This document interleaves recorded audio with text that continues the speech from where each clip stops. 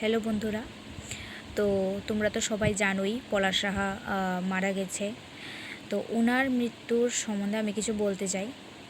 আমি তো কন্টিনিউ ফোনটা খুললেই পলাশ সাহার ভিডিওগুলো আসে, ওনার স্ত্রীর প্লাস ওনার মার ভিডিওগুলো আসে।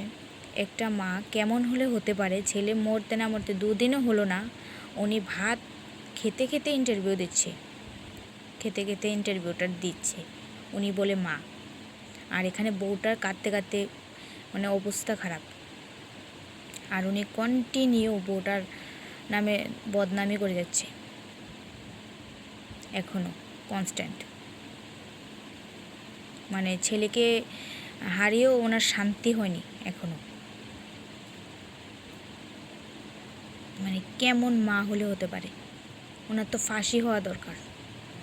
এসব মাদের কারণে ছেলেদের সংসারগুলো ছিন্ন ভিন্ন হয়ে যায়, ছেলেরা শান্তি মতো সংসার করতে পারে না, এসব মাদের কারণে।